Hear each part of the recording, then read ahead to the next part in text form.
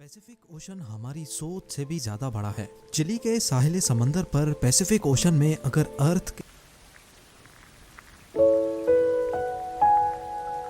Are पार सुराख भी किया जाए तो तब भी वो सुराख अर्थ की दूसरी साइड पर पैसिफिक ओशन में ही निकले।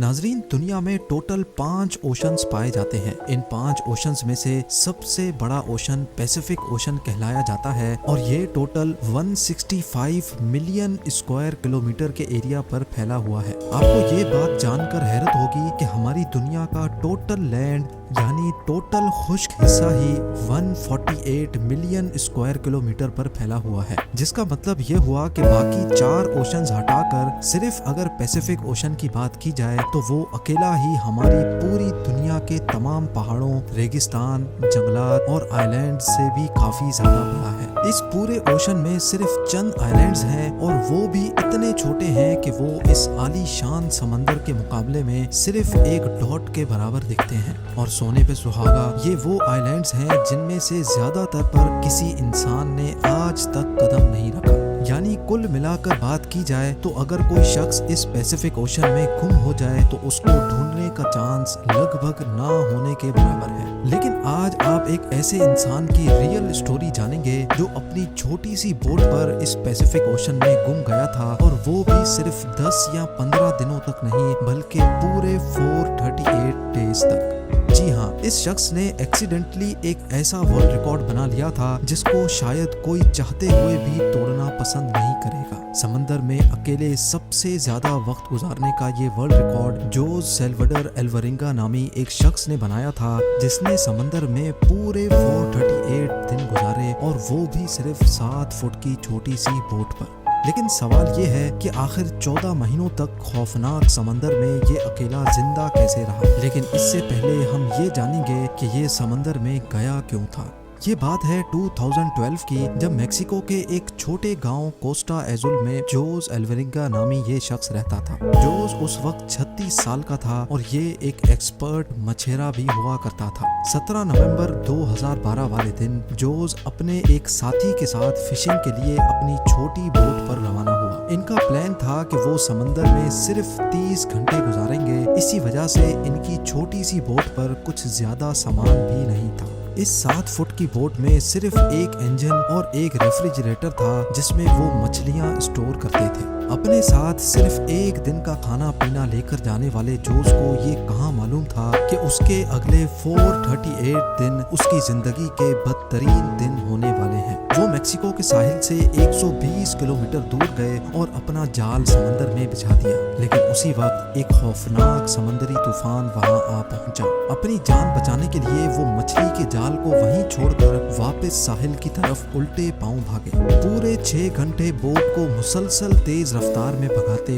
सुबह के 7 बजे वो साहिल से अब सिर्फ 20 किलोमीटर दूर थे और उनको अपना गांव नजर भी आने लगा था। वो इस तूफान को तो काफी दूर छोड़ आए थे, लेकिन अब उनकी किस्मत काम करना छोड़ गई थी। साहिल से सिर्फ 20 किलोमीटर की दूरी पर उनकी बोट का इंजन खराब हो गया था। अब ना ही उनके पास चप्पू थे और ना ही बोट की डायरेक्शन कंट्रोल करने वाला सेल, लेकिन उनके पास एक रेडियो था जिसके जरिए उन्होंने अपनी लोकेशन अपने बॉस को भेजी और उनके जवाब का वेट करने लगे। लेकिन उसके बाद जो हुआ वो हर मछेरे का घिनौना ख्वाब होता है। जी हाँ, अपने बॉस के जवाब का वेट करते करते उनके रेडियो की बैटरी भी जवाब दे गई और अब इन दोनों मछेरों का बाहर की दुनिया से कांटेक्ट खत्म हो चुका था। जोस एल्वरिंगा और उसका साथी अभी इसी शौक में थे कि अचानक वो हुआ जिसका बिल्कुल भी अंदाजा नहीं था। तेज हवाओं ने उनको वापस समंदर की तरफ धकेलना शुरू कर दिया था और जो साहिल उनको नजर आ रहा था वो आहिस्ता आहिस्ता उनसे दूर होता चला गया।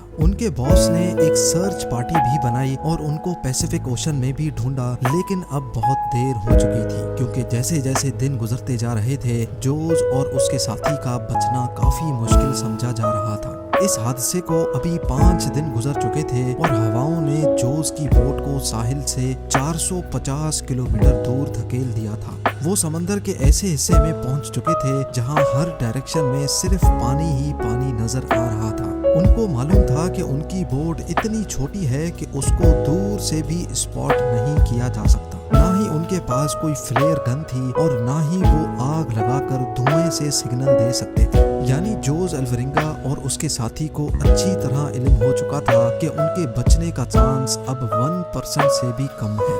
جو کھانا پینا وہ ساتھ لائے تھے وہ پہلے ہی ختم ہو چکا تھا، اسی لیے اب پیٹ بھرنے کے لیے انہوں نے اپنے ہاتھوں سے ہی ان پرندوں کو پکڑنا شروع کر دیا جو ان کی بوٹ پر آ کر بیٹھتے تھے، یا پھر بوٹ کے آس پاس موجود مچھلیوں کو پکڑ کر کچا کھانے لگے۔ سمندر کا کھارا پانی پینے سے انسان کی موت ہو سکتی ہے، اسی وجہ سے انہوں نے بارش کا پانی سمندر میں تیرنے والی پلاسٹک بوٹلز میں جمع کر کے پینا شروع کیا۔ لیکن جب بارش کئی دنوں تک نہیں پڑتی تھی تب وہ اپنی پیاس بجھانے کے لیے مچھلیوں اور ٹرٹلز کا خون پیتے تھے، اور وہ بھی تب جب وہ ان کو پکڑنے میں کامیاب ہوتے تھے۔ دن گزرتے گئے اور پھر مہینے۔ یہ دونوں جس مینٹل ٹارچر سے گزر رہے تھے وہ امیجن کرنا بھی ہمارے لیے مشکل ہے۔ آخر کار جوز الورنگا کا ساتھی یہ ٹارچر برداشت نہ کر سکا اور 4 مہینوں کے بعد اس نے سوسائڈ کر لیا۔ اب اس چھوٹی سی بوٹ پر بات کرنے کے لیے بھی جوز کے پاس کوئی نہیں تھا، اور وہ چاروں طرف گھرے اس سمندر میں اکیلا زندگی گزارنے لگا۔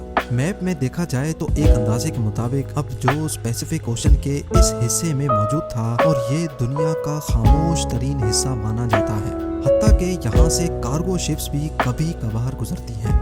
میکسیکو کے ساحل کو چھوڑے 6 مہینوں سے بھی زیادہ ہو چکے تھے، اور اس دوران جوز نے اپنے ساتھی کو بھی کھو دیا تھا، اسی وجہ سے وہ کافی زیادہ فرسٹریٹڈ بھی ہو چکا تھا۔ ایک دن جوز کو دور سمندر میں ایک کارگو شپ گزرتی دکھائی دی۔ پچھلے 6 مہینوں میں وہ پہلی شپ دیکھ رہا تھا، اور یہ منظر دیکھتے ہی اس کی زندہ رہنے کی امید واپس سے جاگنے لگی۔ جوز نے کارگو شپ کی طرف ہر طرح کے اشارے کیے، لیکن بدقسمتی سے شپ کے کریو کو یہ چھوٹی سی بوٹ نظر نہیں آئی، اور دیکھتے ہی دیکھتے اس کی زندہ رہنے کی امیدوں پر ایک بار پھر سے پانی پھر گیا۔